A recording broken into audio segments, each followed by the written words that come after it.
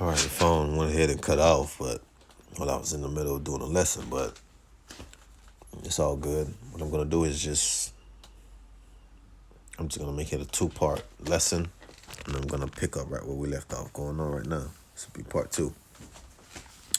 What I was saying was that Yahweh entrance, his return is gonna be glorious, and him and his armada of angels, it's gonna be a great glory. When the Son of Man comes, that's Yahweh by Hashem Yahweh Shai, man. That's when that time comes, man. Just like I was saying, if you ever watch the movie Batman versus Superman, Superman's entrance, when he enters the atmosphere, it's like a lightning, and it cracks. The sky's crack, and then he like a sonic boom. But the Most High is gonna be 10 times, 20 times greater. He's not coming by himself. That'll be a glorious sight to behold, and all upon the earth shall see, and shall tremble with fear. But that's when we know that his hopeful elect, Lord willing, and part of that, that's when we know we saved and the battle's over.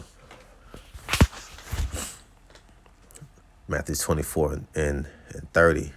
And then shall appear the sign of the Son of Man in heaven, and then shall all the tribes of the earth mourn, and they shall see the Son of Man coming in the clouds of heaven with power and great glory. And he shall send his angels with a great sound of a trumpet, and they shall gather together his elect from the 4 winds, from one end of heaven to the other. Yeah, Lord willing, man, that's what we waiting for. And all the brothers out to put it in the word, doing what they supposed to do, getting rooted in this faith and in this truth, for that very reward is the reason why, as brothers, we do what we do with this truth. This is what we do with the talent.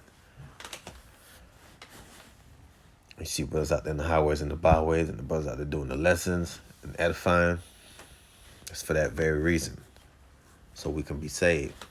I'm going to read that again. And he shall send his angels with a great sound of a trumpet, and they shall gather together his elect from the 4 winds, from one end of heaven to the other. It's the reason why Yahweh Shai coming back to destroy this place, Babylon the Great, that great whore, and to save his elect.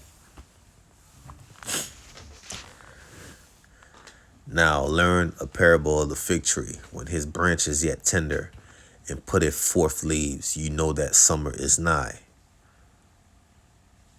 So likewise ye, when ye shall see all these things, know that it is near, even at the doors.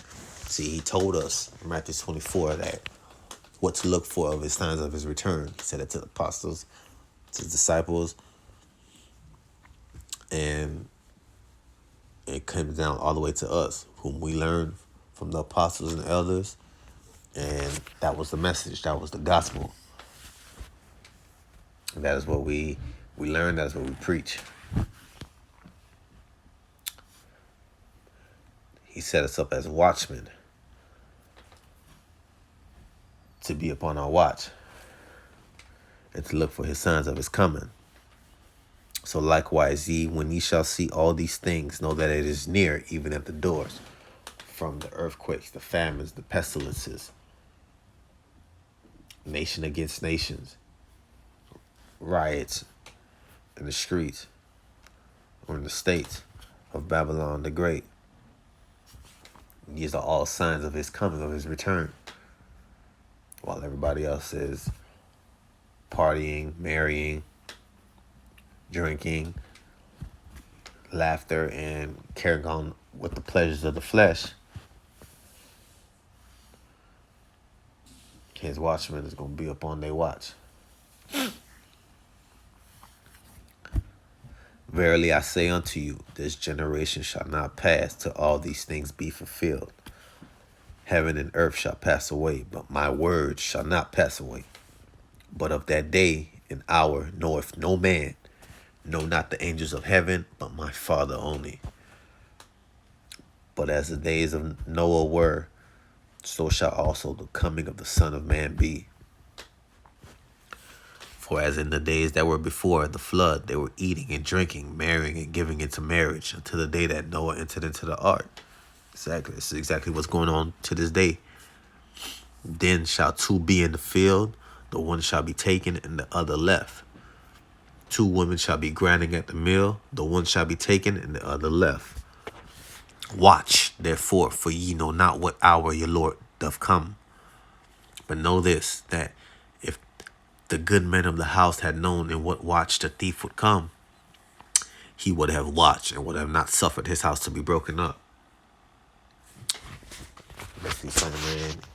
If you're on point and you're paying attention and you're being diligent, and you out there and you upon your watch, then you paying attention to the prophecies and you pay attention to the people, then you should know, you should have of an indicator.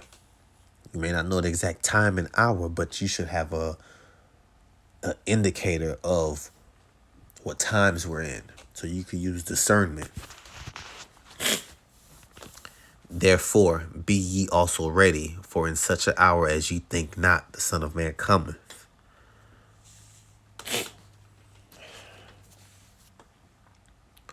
So you got to be ready. Who then is a faithful and wise servant, whom his Lord has made ruler over his household, to give them meat in due season?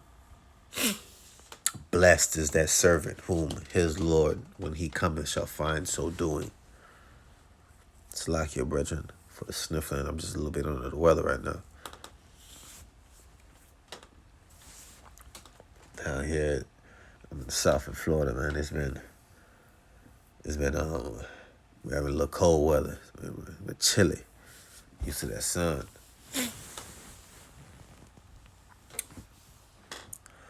Blessed is that servant whom his Lord, when he cometh, shall find so doing. Man, you want to catch your house time, making sure you on point, you doing the work, and you was on your watch. Don't let him catch you with your pants. Don't let him catch you slipping. As one of the brothers did a lesson on that from GMS. He said, don't let the Most High catch you slipping on his return. And shall begin to smite his fellow servants, and to eat and drink with the drunken. The Lord of that servant shall come in a day when he looketh not for him, and in an hour that he is not aware of. The Most High is looking to catch people slipping. Why you think that he delaying his coming, and his back is turned, and he's not present, so you think that he's gonna be able to do what you want to do, and not be on your shit. But that's exactly what he wants. He wants to come and catch you slipping. But a good servant gonna be upon his watch. He gonna keep watch as a strong tower. But the wicked servant is the one who's gonna be caught up in his own world, in his own little bubble, doing what he want to do. And on that very hour, he ain't gonna expect the Most High to send his singing Hawashai to come. He gonna catch his ass by surprise and catch him slipping with his pants down. That's gonna happen. Verily I say unto you that he shall make him ruler over all his goods.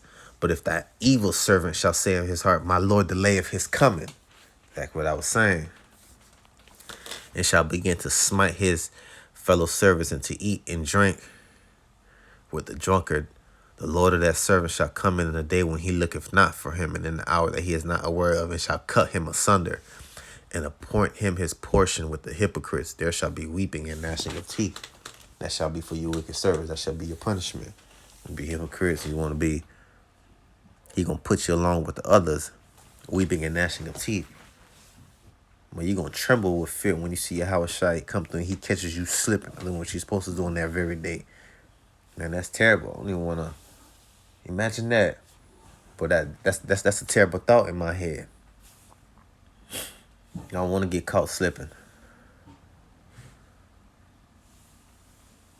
And see, what I'm gonna do is I'm gonna end it off right here, but I'll be back, and I'm gonna keep going into the book of Matthew, chapter 25, because we're gonna speak more on the good servant and the evil servant. I'll make another lesson on that, God willing, and we'll pick up from Matthew chapter 25. So I'm gonna end it off here. And Lord willing, this was edifying to the brothers and to the sisters. Till the next time. Shalom to the brothers out there and the sisters. We'll close it out here. Shalom.